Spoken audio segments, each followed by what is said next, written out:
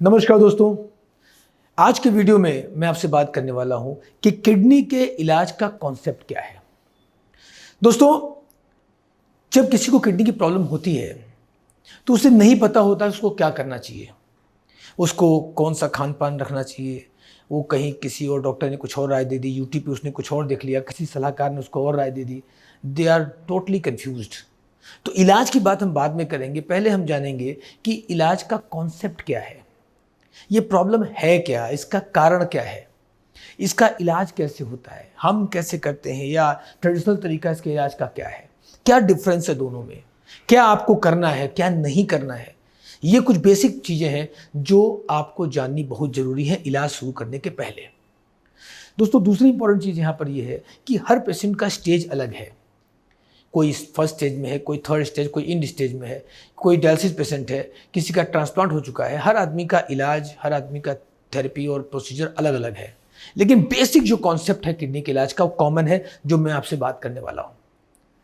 तो ये जो करीब 25 से 30 मिनट का एक वर्किंग है, टाइम है, जो हम बात करते हैं इस प्रॉब्लम के बारे में, ये सबसे महत्वपूर्ण है।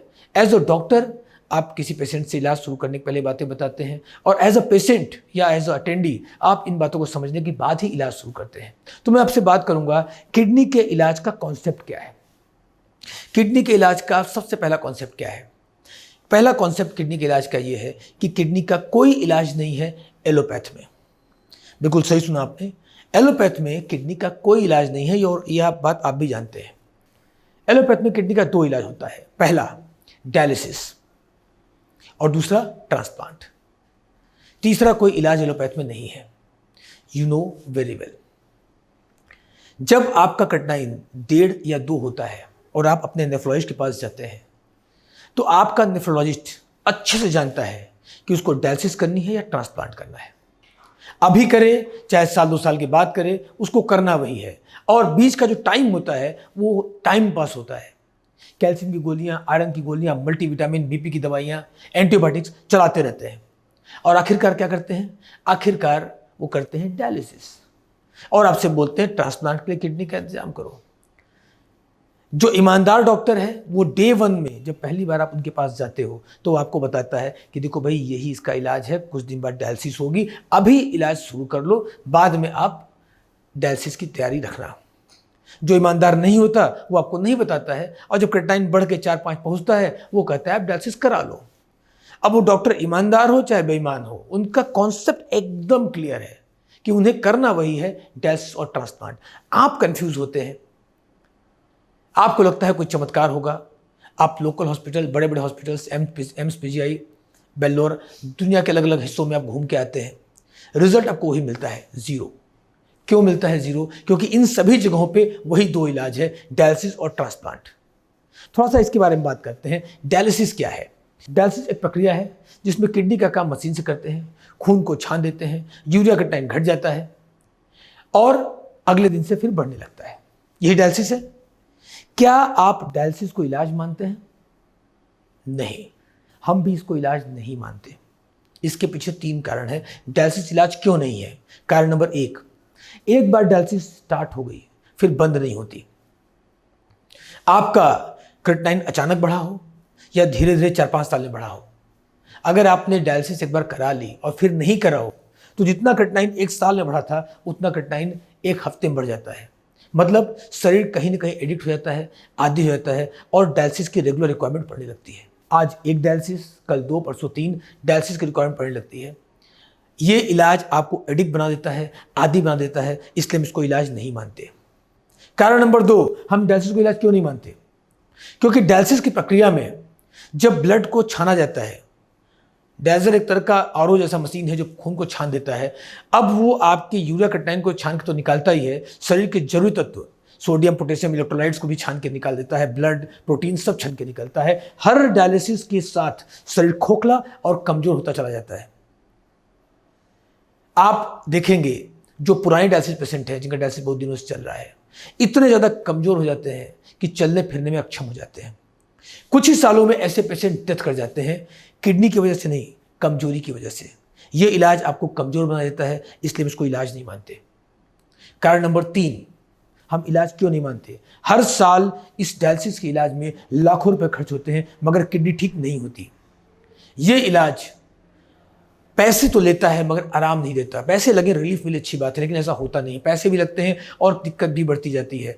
इस कारण से हम इसको इलाज नहीं मानते। जिस व्यक्ति ने खोज की थी डायलिसिस की, उसने भी साफ साफ कहा था कि डायलिसिस कोई इलाज नहीं है। अगला इलाज क्या है? ट्रांसप्लांट, यानी किडनी का प्रत्यारोपण, किसी और की किडनी आपकी बॉडी में प्रत्यारोपित कर देना। क्या यह इलाज है? नहीं। मैं कई आंकड़ों से बात करूंगा, हम इसको इलाज क्यों नहीं मानते। पहला कारण, प्रत्यारोपण के लिए किडनी का मिलना मुश्किल है। पहले कुछ व्यवस्थाएं थी, कुछ जुगाड़ था, किडनी मिल जाती थी। किसी आप गरीब आदमी किडनी ले सकते थे, लेकिन अब बड़े ही कड़े कानून है, किडनी का मिलना लगभग नामुमकिन है। अब एक ही रास्ता है कि आपके फैमिली में आपका कोई भाई, वाइफ या आपके ब्रदर या आपके पिताजी कोई अपना बलिदान करें, अपनी किडनी को आपको दें, तब आपको किडनी का इंतजाम हो सकता है। चलो मान लो फैमिली में किसी ने सेक्रीफाइस किया, अपनी किडनी दे दी, तो समस्या नंबर 2, किडनी का मैच करना मुश्किल। सगे भाई का किडनी सगे भाई को मैच करेगा, इसकी कोई श्योरिटी नहीं है। तो ट्रांसप्लांट किडनी को अब जो मैचिंग है वहां दिक्कत आती है। किडनी मैच भी कर गया तो समस्या नंबर 3, बहुत खर्चीला प्रोसेस है। अब बहुत सारी लीगल फॉर्मेलिटीज हैं। एक मिडिल क्लास और गरीब आदमी अफोर्ड नहीं कर सकता, क्योंकि इस ट्रांसप्लांट के प्रोसेस में लाखों का खर्च आता है। एम्स, पीजीआई जैसे संस्थानों में जहां ये इकोनॉमिकल होता है, लेकिन वहां 2-2, 3-3 साल की वेटिंग चल रही होती है। और प्राइवेट सेक्टर में ये इतना महंगा हो जाता है कि लोगों के खेत मकान तक बिक जाते हैं। तो गरीब आदमी अफोर्ड नहीं कर सकता। मान लो पैसे का भी इंतजाम हो गया, तो समस्या नंबर 4, कोई गारंटी, कोई श्योरिटी नहीं है। ट्रांसप्लांट के बाद किडनी 10 मिनट चलेगी या 10 साल चलेगी, इसकी कोई गारंटी नहीं है। आप एक बार ट्राई करें, अपने डॉक्टर से बात करें जिन्होंने आपको सलाह दी है ट्रांसप्लांट के लिए। उनसे पूछें कि डॉक्टर साहब, मुझसे आप 1 करोड़ रुपए ले लो, मगर गारंटी लो कि किडनी काम करेगी। क्या आपका डॉक्टर गारंटी लेगा? नो। इंडिया छोड़ दीजिए, आप अमेरिका भी चले जाइए, पूरी दुनिया में कोई भी डॉक्टर इस बात की श्योरिटी या गारंटी नहीं ले सकता कि आफ्टर ट्रांसप्लांट किडनी काम करेगी। ऐसा इसलिए है क्योंकि किसी और का ऑर्गन आपका बॉडी एक्सेप्ट करेगा, इसकी कोई श्योरिटी नहीं ले सकता। तो अगर ट्रांसप्लांट के बाद सक्सेस नहीं हुआ, जैसा कि अक्सर होता है, तो टाइम, एनर्जी, पैसा, किडनी, जिसने किडनी दिया, वो सब बेकार हो जाएगा और रिजल्ट इज 0। मान लो आपकी लक अच्छी है और ट्रांसप्लांट सक्सेस भी हो गया, तब फिर नई समस्या आती है। वो क्या है? आफ्टर ट्रांसप्लांट चलने वाली दवाइयां। क्या आप जानते हैं कि ट्रांसप्लांट के बाद भी रेगुलर इम्यूनोसप्रेसिव मेडिसिन दी जाती हैं? इन मेडिसिन के माध्यम से इम्यूनिटी को कम कर दिया जाता है ताकि आपकी बॉडी किडनी को रिजेक्ट न करे। अब इसका नुकसान क्या है? इसके 2 नुकसान है। पहला, इम्यूनोसप्रेसिव मेडिसिन का इलाज का खर्चा हर महीने 15 से 25 हज़ार रुपये लगभग इन दवाओं में खर्च होता है। यानी ट्रांसप्लांट सक्सेस नहीं हुआ तो भी आपका पूरा टाइम, एनर्जी वेस्ट, और सक्सेस हो गया तो भी आपको 20-25 हज़ार महीने का खर्चा करना है, पैसे हो चाहे ना हो। दूसरा प्रॉब्लम, इम्यूनोसप्रेसिव मेडिसिन से इम्यूनिटी कम कर दी जाती है, और इम्यूनिटी कम होने की वजह से जुकाम, बुखार, खांसी, इन्फेक्शन, कोई ना कोई दिक्कत लगी रहती है। अगर इम्यूनिटी बढ़ी तो किडनी डिस्टर्ब, और इम्यूनिटी घटी तो पूरा बॉडी डिस्टर्ब। इतना सब करने कराने के बाद, झेलने के बाद अंत में क्या होता है? अंत में होता है ये कि 2 साल, 4 साल, 5 साल या 6 साल। ट्रांसप्लांट किडनी की एक लाइफ होती है। आज तक दुनिया में किसी भी इंसान की ट्रांसप्लांट किडनी पूरे जीवन काम नहीं कर पाई है। किसी का 10 मिनट, किसी का 10 साल। लेकिन अगर हम औसत लाइफ की बात करें तो 5-6 साल की औसत लाइफ मान सकते हैं ट्रांसप्लांट किडनी की। उसके बाद क्या होता है? उसके बाद फिर से डायलिसिस या फिर से ट्रांसप्लांट। अगर आप किडनी पेशेंट हैं या आपके फैमिली में कोई किडनी पेशेंट है, जहां भी आप इलाज कर रहे हैं वहां पता करिए, आपको बहुत सारे रोगी ऐसे मिल जाएंगे जिनका ट्रांसप्लांट हो चुका है और फिर से डायलिसिस चल रही है। तो जब ट्रांसप्लांट के बाद फिर से डायलिसिस कराना है तो इतनी टाइम, एनर्जी, पैसा, किडनी खराब करने का फायदा क्या है? ये कोई इलाज नहीं है। दोस्तों, आप लोगों ने एक नाम सुना होगा, बहुत फेमस नाम है, सुषमा स्वराज। कौन थी? हमारे देश की विदेश मंत्री, बहुत कद्दावर नेता। किडनी फेल हुई, 450 लोगों ने बोला कि किडनी हम डोनेट करेंगे। 450 लोगों में से बेस्ट मैचिंग किडनी सेलेक्ट की गई, और इस बेस्ट मैचिंग किडनी के साथ 57 डॉक्टर्स की टीम ने दिल्ली एम्स में सर्जरी की। 9.5 घंटा सर्जरी चली, बाहर से भी कुछ डॉक्टर्स बुलाए गए। दुनिया का जो बेस्ट हो सकता था एलोपैथ के अंदर, वो लगाया गया। क्या सुषमा स्वराज ठीक हो गई? जी नहीं, वो दुनिया में भी नहीं है। ट्रांसप्लांट के बाद उन्हें संन्यास लेना पड़ा राजनीति से और कुछ साल समय के बाद उनकी डेथ हो गई इम्यूनोसप्रेसिव मेडिसिन के साइड इफेक्ट से, कार्डियक अरेस्ट। कई सारे एग्जाम्पल हैं, मैं नाम लूंगा अरुण जेटली जी का, हमारे देश के वित्त मंत्री। किडनी खराब हुई, उन्होंने इंडिया पे भरोसा नहीं किया, वो सीधे अमेरिका गए, वहाँ से ट्रांसप्लांट कराया, सक्सेस नहीं हुआ, कुछ ही महीनों में वो डेथ कर गए। अमर सिंह जी, बहुत जाने माने कद्दावर नेता, हांगकांग में इलाज के लिए गए, वो आज दुनिया में नहीं है। अनुराधा पौडवाल का 35 साल की एज का, दुनिया का सबसे कम एज का म्यूजिक डायरेक्टर, उनका बेटा आज दुनिया में नहीं है क्योंकि किडनी ट्रांसप्लांट की ओर गया। ऐसे बहुत सारे एग्जाम्पल हैं। दबंग फिल्म का म्यूजिक डायरेक्टर वाजिद खान, 42 साल की एज, आज दुनिया में नहीं है ट्रांसप्लांट के कारण। दोस्तों, मैं जिन लोगों का नाम ले रहा हूं, जिनके पास सारी सुविधाएं, सारी पावर, सारी अथॉरिटीज़, हर कुछ मौजूद है जो यहाँ पे दुनिया में हो सकता है, लेकिन ठीक होना तो भूल जाओ, नॉर्मल लाइफ तो भूल जाओ, अपनी लाइफ को सर्वाइव नहीं कर पाए, आज दुनिया में नहीं है। अगर आप इस भ्रम में हैं कि एलोपैथ के इलाज से कुछ चमत्कार हो जाएगा, तो सिर्फ ये समय की बर्बादी है। Result is 0। दोस्तों, अब मैं अगले पॉइंट की बात आपसे करना चाहूंगा। वो पॉइंट ये है कि क्या कारण है कि किडनी के पेशेंट ठीक नहीं होते। आप चाहते हैं कि किडनी कैसे मेंटेन हो, इसका तरीका जाने, लेकिन उसके पहले आपको जानना पड़ेगा कि आखिर किडनी पेशेंट मेंटेन क्यों नहीं होते। बड़े बड़े इंस्टीट्यूशंस, बड़े बड़े हॉस्पिटल, बड़े बड़े डॉक्टर, और आप वहाँ चक्कर लगाते हैं, लेकिन किडनी पेशेंट ठीक नहीं हो पाता। क्यों? मैं पहले इसकी बात करूँगा, देन आफ्टर बात करूँगा किडनी मेंटेन कैसे हो सकती है। किडनी ठीक क्यों नहीं हो पा रही है, इसके 2 मुख्य कारण हैं। पहला, किडनी की कोई दवा नहीं आती। ये बड़ी शॉकिंग सी चीज़ है कि मैं आपसे बोल रहा हूँ किडनी की दवा ही नहीं आती। कई बार लोग मुझसे इस बारे में बहस कर लेते हैं कि सर कोई दवा ही नहीं आती तो डॉक्टर्स क्या लिखते हैं, बड़े बड़े इंस्टीट्यूशन में क्या दिया जाता है। मैं आपसे एक रिक्वेस्ट करूंगा, अपना पर्चा उठाइए, अपने डॉक्टर के पास जाइए, वो डॉक्टर जिसका इलाज आपका चल रहा है, उनके साथ 5 मिनट के लिए बैठिए और उनसे पूछिए, डॉक्टर साहब ये दवाई किस काम की है, ये तो कैल्शियम है, डॉक्टर साहब ये क्या है, आयरन, डॉक्टर साहब ये क्या मल्टीविटामिन, डॉक्टर साहब ये क्या बीपी की दवाई, डॉक्टर साहब किडनी की दवाई कौन सी है। पूछिए, आपकी जिंदगी है और आपका सेहत है, आपको पूछना चाहिए। आपका डॉक्टर क्या बोलेगा, इसमें से कोई दवाई नहीं है, या शायद ये बोलेगा कि डॉक्टर तुम हो या मैं। अगर आपको डॉक्टर से पूछने में डर लगता हो, आपको डर लगता हो कि डॉक्टर आपको डांट देगा, जहां इलाज कराना जाके करा लो, तो दूसरा तरीका भी है, वो है आपका खुद का मोबाइल, और उसमें है गूगल। जो भी आपकी दवा चल रही है, दवाओं का नाम है, प्रिस्क्रिप्शन डालिए, क्लिक करिए और देख लीजिए वो दवा किस काम में आती है। 10 से 15 मिनट खर्च होगा और गूगल आपको सब कुछ बता देगा। दोस्तों, मैं डॉक्टर बीके चौरसिया झूठ बोल सकता हूं, आपका डॉक्टर झूठ बोल सकता है, मगर गूगल झूठ नहीं बोलता। उसके बाद आप शॉक्ड हो जाएंगे, चौंक जाएंगे जान के कितने दवाइयों के पर्चे में किडनी की कोई दवाई है ही नहीं। अब एक कॉमन सेंस का क्वेश्चन आपसे पूछ रहा हूं, कॉमन सेंस, अगर किडनी पेशेंट को किडनी की दवाई नहीं दे, क्या किडनी ठीक हो जाएगी? आंसर है नो। तो किडनी पेशेंट ठीक क्यों नहीं होता? क्योंकि किडनी की दवाई उसको दी ही नहीं जाती। क्यों नहीं दी जाती? क्योंकि होती ही नहीं है। क्यों नहीं होती? क्योंकि हो ही नहीं सकती। 99% लोग इलाज के लिए एलोपैथ में जाते हैं, और आप सबको पता है कि एलोपैथ की दवाइयां केमिकल से बनती हैं। एलोपैथ की जब कोई भी दवा आप खाते हैं, उसका सबसे पहला असर कहां पड़ता है दोस्तों? आपके किडनी पर, और दूसरा आपके लीवर पर। तो ये दवाइयां चूंकि केमिकल बेस हैं, आपके नेफ्रॉन्स को जाके ब्लॉक करती हैं, इसीलिए कोई भी एलोपैथ दवा कहीं ना कहीं किडनी को नुकसान ही पहुंचाती है। तो इन दवाओं से किडनी खराब तो हो सकती है, मगर ठीक नहीं हो सकती। तो न तो किडनी की कोई दवा थी, न है, और न होगी एलोपैथ के अंदर। तो आप भ्रम दिमाग से निकाल दें, कोई दवा है ही नहीं। कारण नंबर 2, अब दवा तो है ही नहीं तो इलाज का पॉसिबिलिटी नहीं है।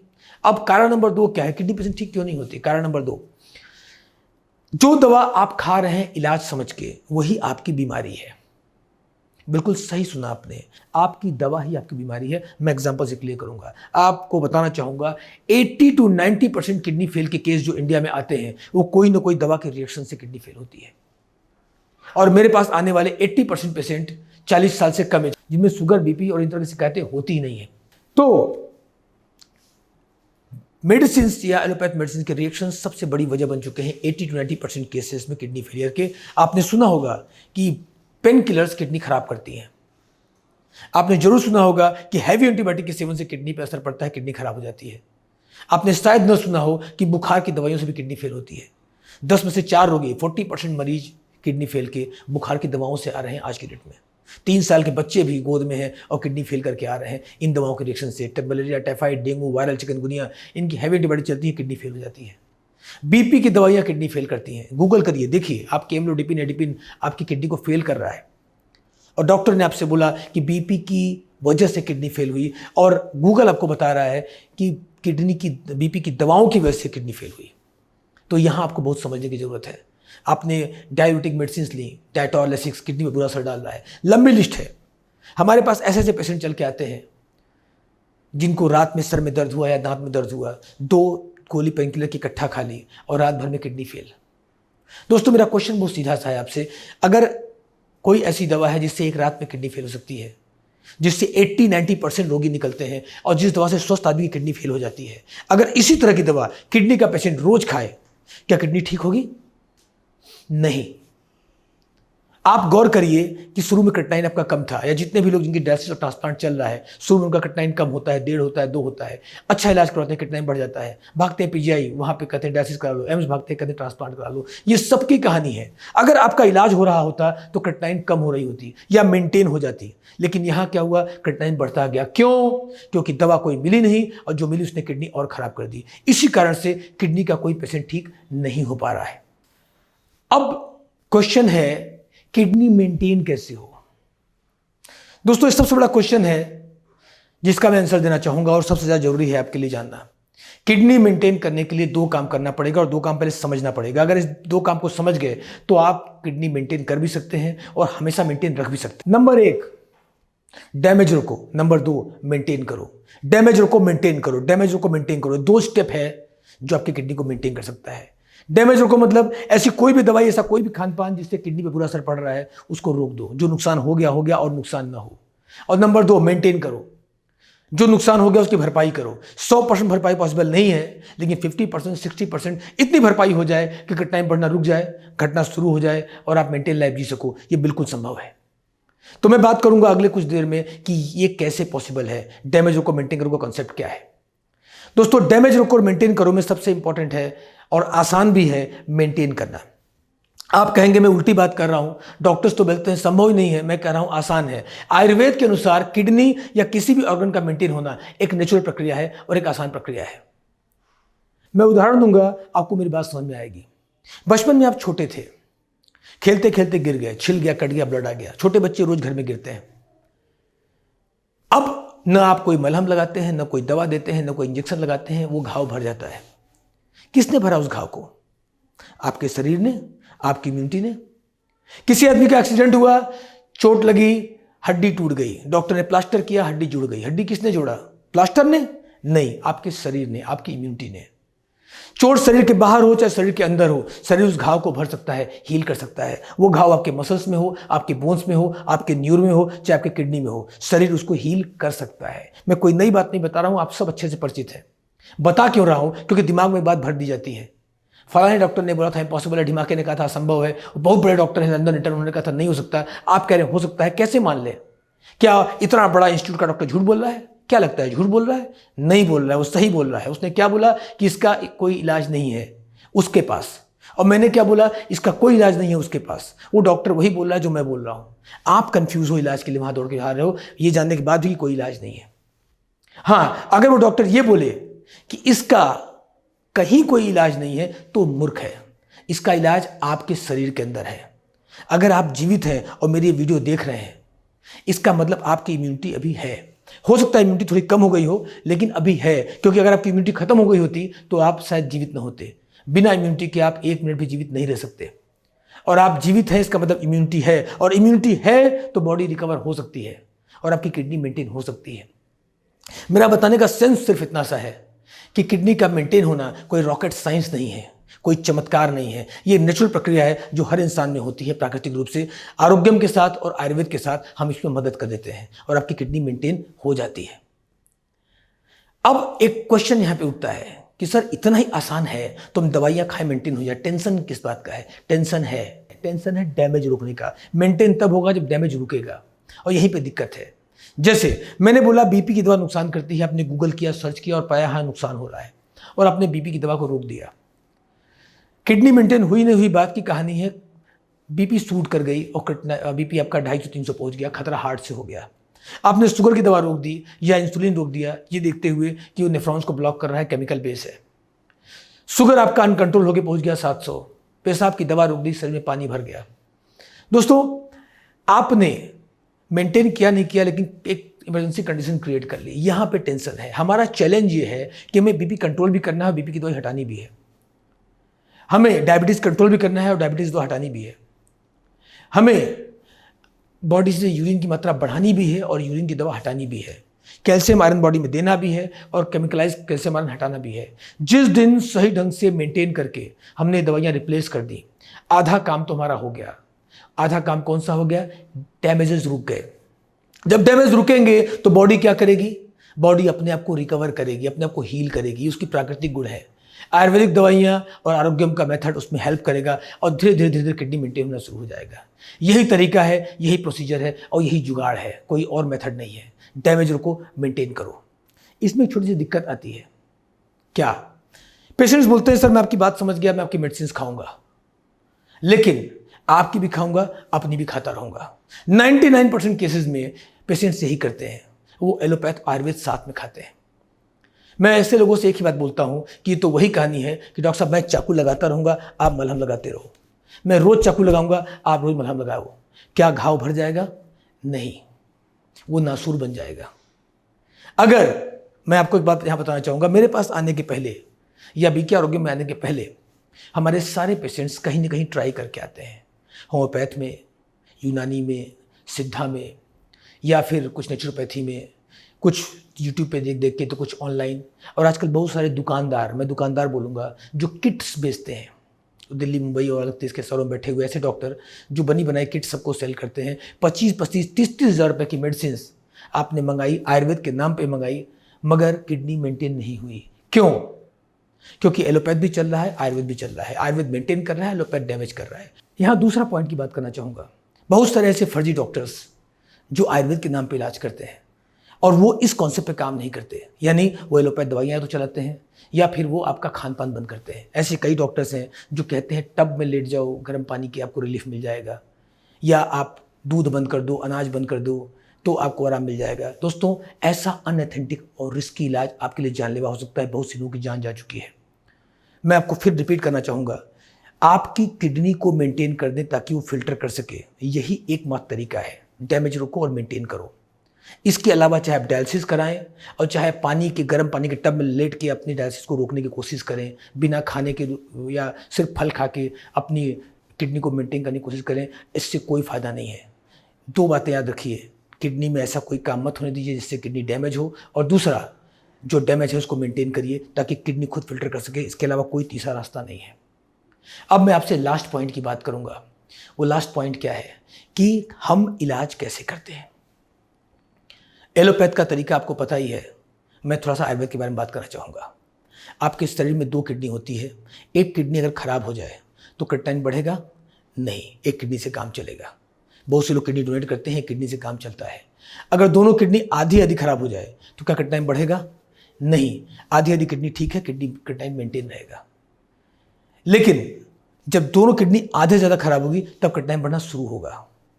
यानी जब आपको पहली बार पता चलता है 1.5-2 क्रिएटिनिन पर कि किडनी में खराबी आ रही है, तब 70% किडनी खराब हो चुकी होती है। मेडिकल साइंस के अकॉर्डिंग 1, 2, 3, 4 और लास्ट 5वां स्टेज को बोलते हैं एंड स्टेज। 5 स्टेज होती है और अक्सर किडनी रोग का पता चलते चलते दूसरा या तीसरा स्टेज शुरू हो चुका होता है। तीसरे और चौथे स्टेज में डायलिसिस और एंड स्टेज में ट्रांसप्लांट, यही रिकमेंडेशन होती है। तो आपका स्टेज 1 हो चाहे स्टेज 5 हो, एलोपैथ के अनुसार वही है, डायलिसिस और ट्रांसप्लांट। लेकिन आयुर्वेद के हिसाब से हम 3 स्टेज लेके चलते हैं। स्टेज 1 जिनका क्रिएटिनिन 3 से नीचे है, ऐसे पेशेंट्स में हम क्या करते हैं, ऐसे पेशेंट्स में कुछ हम खास तरह की डाइट्स और मेडिसिन के साथ इजीली इसको हम कवर और क्योर कर लेते हैं। हमें बहुत ज़्यादा मेहनत नहीं करनी होती है। स्टेज 2 जिनका क्रिएटिनिन 3 से ऊपर है, 5 के नीचे है, इनको हम स्टेज 2 मानते हैं। ऐसे केस में दवा की पोटेंसी थोड़ा सा हाई करते हैं और परहेज भी थोड़ा ज़्यादा कराते हैं ताकि जल्दी से हम किडनी को रिकवर कर सकें और क्रिएटिनिन को बैक कर सकें। फिर आता है स्टेज 3 जिनका क्रिएटिनिन 6 से ऊपर है, 6 या 6 से ऊपर, 8, 10, या जिनकी डायलिसिस चल रही है, जिनकी डायलिसिस होने जा रही है या डायलिसिस चल रही है, वो स्टेज 3 में आते हैं। और ऐसे पेशेंट में टारगेट हमारा क्या होता है कि डायलिसिस नहीं हुई है तो न होने दें, और स्टार्ट हो गई है तो जितना जल्दी पॉसिबल है इसको रोक दें। और ऐसे केस में पेशेंट्स को हम सीधे एडमिट करते हैं। आरोग्य धाम, जो कि भारत का एकमात्र kidney and diabetes research hospital है, जो वाराणसी में स्थित है, वहाँ ऐसे पेशेंट्स को हम एडमिट करते हैं, 10 से 15 दिन अपने साथ रखते हैं, किडनी रीजनरेशन प्रोसेस करते हैं। और इस प्रोसेस में, एडमिट प्रोसीजर में, हम 3 काम करते हैं। पहला, डैमेज रोको, यानी सारी एलोपैथ मेडिसिन रिप्लेस करो। अगर आपका इलाज घर पे भी चल रहा है स्टेज 1 और 2 के केस में, तो भी हमें एलोपैथ मेडिसिन रिप्लेस करनी ही होती है, लेकिन उसमें हम थोड़ा सा समय लेते हैं, 2 से 3 महीने का टाइम लगता है, ताकि धीरे धीरे हम आपकी मेडिसिन को रिप्लेस कर सकें आयुर्वेद से, और कोई रिस्क ना हो, क्योंकि घर पे कोई इमरजेंसी आती है तो आप खुद हैंडल नहीं कर सकते। लेकिन जब हम आपको एडमिट करते हैं तो हम इसी मेडिसिन की जो रिप्लेसमेंट है ये 10 से 15 दिन में कर देते हैं। उदाहरण, जैसे आपका हार्ट डिस्टर्ब है, आपकी बीपी अनकंट्रोल है, तो हम क्या करते हैं, हम आपके हार्ट को मेंटेन करते हैं कुछ डाइट से, कुछ योगा प्राणायाम से, कुछ पंचकर्मा से, नेचुरोपैथी ट्रीटमेंट से, कुछ खास तरह के आहार से, या कुछ और प्रोसीजर्स लाइक एक्यूप्रेशर, एक्यूपंक्चर। कोशिश करते हैं कि 10 से 15 दिन में हार्ट को इतना मेंटेन कर दें कि बिना बीपी की दवाओं के भी बीपी कंट्रोल हो जाए। अगर शुगर है तो शुगर मेंटेन कर दिया, इंसुलिन लग रही तो इंसुलिन को बंद कर दिया, बीटा सेल्स रीजनरेट कर दिया, पेशाब कम है तो पेशाब को बढ़ा दिया। कोशिश ये है कि 10 दिन 15 दिन बाद जब हम आपको डिस्चार्ज करें तो किसी तरह की एलोपैथ की आवश्यकता न रह जाए। तो पहला हमने काम क्या किया, डैमेज को रोका। दूसरा काम हम क्या करते हैं एडमिट प्रोसीजर में, हम रीजनरेशन स्टार्ट करते हैं। इसका बेनिफिट क्या होता है, मान लीजिए आपका क्रिएटिनिन 8 है, अब हमने क्या किया, हमने रीजनरेशन स्टार्ट किया, तो पहले क्रिएटिनिन बढ़ना हम रोकेंगे, फिर स्टॉप करेंगे, फिर बैक करेंगे। हमने पाया है कि 10 से 15 दिन के प्रोसीजर के अंदर 1 से लेकर 2 पॉइंट और किसी किसी का 3 पॉइंट तक क्रिएटिनिन बैक हो जाता है। अब इस क्रिएटिनिन बैक का जो प्रोसीजर है, इस प्रोसीजर में कितना क्रिएटिनिन घटा ये इंपॉर्टेंट नहीं है, मेन इंपॉर्टेंट कि क्रिएटिनिन घटने लगता है, क्योंकि क्रिएटिनिन कम करने का कोई दवा या इलाज हमारे पास नहीं है और दुनिया में किसी के पास नहीं है। सिर्फ 2 ही तरीके होते हैं क्रिएटिनिन को कम करने के, पहला डायलिसिस से कम होगा, दूसरा किडनी खुद फिल्टर करे तब कम होगा। तो डायलिसिस तो हमने करवाया नहीं, किडनी ने खुद फिल्टर ने स्टार्ट की, क्रिएटिनिन बैक होने लगा, तो यहाँ हमने क्या, रीजनरेशन स्टार्ट कर दिया। जिसकी डायलिसिस चल रही है उसका क्या होगा, उसकी स्पीड कम हो जाएगी। अगर 3 डायलिसिस तो हफ्ते में 2 हो जाएगा, फिर हफ्ते में 1 डायलिसिस हो जाएगा, फिर स्टॉप हो जाएगा, फिर बैक होने लगेगा। तो डैमेज रोका और मेंटेन किया। तीसरा काम हमने क्या किया एडमिट करके, हमने लाइफस्टाइल सिखा दिया, क्या खान पान, क्या रहन सहन, कौन से योगा प्राणायाम, मेजरमेंट चार्ट कैसे भरना है, या बाकी फॉर्मेलिटी कैसे करनी है। पेशेंट के साथ उसके अटेंडी को हम सारी ट्रेनिंग देते हैं और उसको अपने आप में एक नेफ्रोलॉजिस्ट बना देते हैं, एक प्रिवेंटिव नेफ्रोलॉजिस्ट जो अपने पेशेंट्स की केयर कर सके, ताकि घर पे भी आप मेंटेन रह सकें। ये 3 स्टेप हम करते हैं। तो आपका स्टेज 1 है, 2 है या 3 है, उसके अकॉर्डिंग हम रेकमेंड करते हैं कि कौन सी मेडिसिन या क्या थेरेपीज आपके लिए अच्छी हो सकती हैं। इस पूरे कॉन्सेप्ट को मैंने आपको बेसिक इन्फॉर्मेशन दे दिया। कोई भी और प्रश्न हो तो आप नीचे दिए गए नंबर पर कांटेक्ट कर सकते हैं, हमारे एक्सपर्ट्स से आप बात कर सकते हैं और पूरी सलाह ले सकते हैं। 2 प्रश्न यहाँ पर मैं और लास्ट में बात करना चाहूँगा। किडनी पेशेंट्स के मन में 2 क्वेश्चन होते हैं हमारे इलाज को लेकर। पहला क्वेश्चन, डॉक्टर साहब दवा कब तक चलेगी, क्या है इसका आंसर? बहुत सीधा और सिंपल आंसर है, आपकी दवा चलेगी लाइफ टाइम। किडनी पेशेंट के पास 3 चॉइस होती है। पहला, या वो डायलिसिस कराए, कब तक, लाइफ टाइम। दूसरा, वो ट्रांसप्लांट कराए और उसकी मेडिसिन खाए, कब तक, लाइफ टाइम। तीसरा, वो आयुर्वेदिक मेडिसिन ले, आरोग्यों की मेडिसिन ले, कब तक, लाइफ टाइम। जो भी इलाज लेना है लाइफ टाइम लेना है, बीच में छोड़ना नहीं है, वो आपके लिए घातक हो सकता है। हाँ, लेकिन जो मेडिसिन अभी शुरू में चलेंगी वो हमेशा नहीं चलेंगी, कुछ दिन चलेंगी, फिर बाद में चलेगी मेंटेनेंस मेडिसिन। एक बार किडनी मेंटेन होने के बाद कुछ मेडिसिन चलती हैं जो काफ़ी सस्ती भी होती हैं, वो लाइफ टाइम रेगुलर चलती हैं आपकी किडनी को मेंटेन रखने के लिए। आप मान लीजिए कि वो आपकी खुराक है जो आपकी किडनी को शक्ति दे रही है। मान लीजिए आपका स्टेज 1 है, 2-3 क्रिएटिनिन है, तो आपकी दवा चलेगी 1 कोर्स लगभग 2-3 महीना। उसके बाद मेंटेनेंस दवाई स्टार्ट हो जाएगी सस्ती वाली। अगर आपका 2 कोर्स चल रहा है, स्टेज 2 है और स्टेज 2 में आपका क्रिएटिनिन 4-5-6 के आसपास है, तो आपका 2 कोर्स चलेगा लगभग 5-6 महीना। उसके बाद मेंटेनेंस दवाई स्टार्ट हो जाएगी सस्ती वाली। अगर आपका 8-10 क्रिएटिनिन है या डायलिसिस चल रही है तो आपका 3 कोर्स चलेगा लगभग 8-9 महीना, फिर मेंटेनेंस दवाई स्टार्ट हो जाएगी सस्ती वाली। हो सकता है पहले भी हो जाए, मैं मैक्सिमम टाइम बता रहा हूँ। चलनी है मेंटेनेंस दवाई ही, सस्ती वाली ही, लेकिन चलनी है लाइफ टाइम। मेरे कई सारे पेशेंट हैं, थोड़ा आराम मिलता है और वो दवा बंद कर देते हैं और क्रिटिकल स्टेज में आ जाते हैं। ऐसा बिल्कुल नहीं करना है, इसलिए मैंने इस चीज़ को बिल्कुल क्लियर कर दिया। और क्वेश्चन नंबर 2, ये मुझसे पेशेंट्स पूछते हैं, डॉक्टर साहब परहेज कब तक चलेगा? इसका आंसर बहुत क्लियर है, परहेज लाइफ टाइम चलेगा। हाँ, अभी थोड़ा टाइट होगा, बाद में धीरे धीरे छूट मिलना शुरू हो जाएगी। आपकी स्टेज के अनुसार 1 2 3 क्या मेडिसिन और क्या डाइट है, हम थोड़ा स्ट्रिक्ट परहेज कराने के बाद छूट देंगे। परवल खाओ, आलू खाओ, करेला खाओ, भिंडी खाओ, पनीर खाओ, दूध खाओ, छेना खाओ, छूट मिलेगा आपको। लगभग नॉर्मल डाइट पे आप आ जाएंगे, लेकिन सब कुछ खाने को नहीं मिलेगा। चिकन, मटन, अंडा, मसाले वाला खाना कभी नहीं मिलेगा। अगर आप ऐसे किसी भ्रम में हैं कि 2-4 महीना दवा के बाद आप चिकन मटन खाने वाले हैं, तो इस भ्रम को दूर कर लीजिए। ये एक साइंस है, 20 साल से हम और हमारी टीम काम कर रही है। हम वो प्रोसीजर, मेथड और सिस्टम आपको प्रोवाइड करते हैं जिससे क्रिएटिनिन बैक हो जाती है, डायलिसिस बंद हो जाती है। लेकिन आपको परहेज और मेडिसिन का ध्यान देना होता है। तो लगभग नॉर्मल डाइट पे तो आएंगे, सब कुछ खाने को नहीं मिलेगा। You have to decide at once, या तो ये मिलेगा जीभ और या मिलेगी जिंदगी, दोनों नहीं मिलेगा। जीभ चाहिए, खाओ पियो और मर जाओ, और जिंदगी चाहिए तो जीभ को भूल जाओ। हम बहुत सारी रेसिपी बुक्स, बहुत सारे ऐसे मसाले और बहुत सारे ऐसे मेथड तैयार करते हैं जिससे आपको टेस्ट भी मिले, लेकिन सब कुछ खाने की चाहत आपके लिए घातक हो सकती है। मैं एक क्वेश्चन पूछना चाहूंगा आपसे, ये जो जीभ का एंजॉयमेंट है, मजा है, टेस्ट है, कितनी देर का है? कुछ मिनट का नहीं, कुछ सेकंड का। जब तक भोजन जीभ पर है, अंदर गया तो खिचड़ी हो चाहे बिरयानी बराबर है। लेकिन कुछ सेकंड के मजे का सजा कितना है? लाइफ टाइम का, पूरे जिंदगी का, पूरे शरीर का और पूरे परिवार का। याद रखिएगा, किडनी का पेशेंट अकेले परेशान नहीं होता, उसका पूरा परिवार डिस्टर्ब होता है। तो 3 इंच के जीभ के चक्कर में 6 फुट की बॉडी को डिस्टर्ब कर दो, पूरी परिवार को डिस्टर्ब कर दो और पूरे लाइफ को डिस्टर्ब कर दो। बुद्धिमानी नहीं है, और अगर कोई बुद्धिमानी लगता है तो आरोग्य में आपका उपचार नहीं है। मेरे पास कई ऐसे पेशेंट होते हैं जो मुझसे बोलते हैं कि डॉक्टर साहब आप परहेज थोड़ा सा बंद कर दीजिए और दवाई थोड़ा हैवी कर दीजिए। मैं ऐसे लोगों से सीधे बोलता हूँ, जी नमस्कार, धन्यवाद, आप जा सकते हैं, अपना पैसा और हमारा नाम खराब मत करिए। वो लोग जो परहेज नहीं कर सकते, उन्हें रिलीफ नहीं मिलना है, वो बाद में आरोग्य को गालियां दें, इससे अच्छा आप इलाज ही न कराएं। ये मैं बातें साफ साफ करता हूँ। हाँ, अगर आप परहेज कर सकते हैं तो मैं ये बोल सकता हूँ कि आप एक स्वस्थ और लंबी जिंदगी जी सकते हैं, जैसे हमारे हजारों मरीज जी रहे हैं। आप अगर किसी चमत्कार की आशा में आए हैं कि बिना दवा के ठीक हो जाएंगे, टब में लेट के ठीक हो जाएंगे, या ऐसी कोई दवा होगी जिससे कि सब कुछ खाने के बाद भी कोई दिक्कत नहीं आएगा, तो उस भ्रम में पड़ के अपना लाइफ खराब मत करें। यहाँ पे एक साइंटिफिक रिसर्च संस्थान है जो दुनिया का सबसे बड़ा रिसर्च संस्थान है, किडनी का, आयुर्वेद का, न कि कोई सड़क छाप दुकान जहाँ पे आपको भ्रमित किया जाए, कंफ्यूज किया जाए। मैं कोई कंफ्यूजन देना नहीं चाहता। तो ये बातें आप समझ लें। अगर आप मेडिसिन को रेगुलर करते हुए डाइट कंट्रोल कर सकते हैं तो आप एक स्वस्थ लंबी जिंदगी जी सकते हैं। इसके बाद भी अगर कोई प्रश्न आपका बचा है, नीचे दिए गए नंबर पर कांटेक्ट करें। नमस्कार, धन्यवाद।